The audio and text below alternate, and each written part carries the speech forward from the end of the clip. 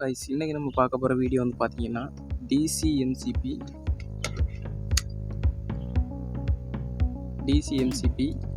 ஏசிஎம்சிபி இது ரெண்டில் எது நம்ம வந்துட்டு டிசி யூஸ் பண்ணலாம் அப்படின்ட்டு ஏசியோட எம்சிபி யூஸ் பண்ணால் என்ன ஆகும், டிசிஎம்சிபி யூஸ் பண்ணால் என்ன ஆகும் அப்படிங்கிறதான் இன்றைக்கி நம்ம பார்க்க போகிறோம். ஓகே காய்ஸ், இப்போ வந்து பார்த்தீங்க அப்படின்னா 13.1 வோல்டேஜ் இருக்குது பேட்டரியில். இப்போ நம்ம வந்துட்டு ப்ளஸ்லேயும் மைனஸ்லேயும் ஸ்டார்ட் பண்ண போகிறோம். எம்சிபி ஃபஸ்ட்டு ஆன் பண்ணிக்கலாம். ஆனில் இருக்குது.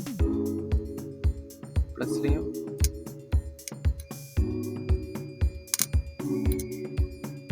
ஓகே கைஸ், இதை பார்த்தீங்கன்னா தெரியும், ட்ரிப் ஆகலை, ஆன்லேயே தான் இருந்துச்சு. இதுதான் ஏசி எம்சிபி.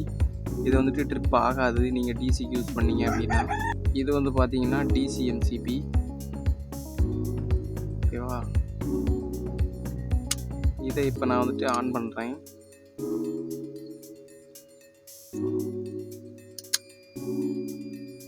இப்போ வந்துட்டு ட்ரிப் ஆகிட்டு பார்த்தீங்களா. திருப்பியும் ஆன் பண்ணுறேன். திருப்பியும் நான் வந்துட்டு பேட்டரியில் ஸ்டார்ட் பண்ணுறேன். இப்போ வந்துட்டு ஆஃப் ஆகிட்டு.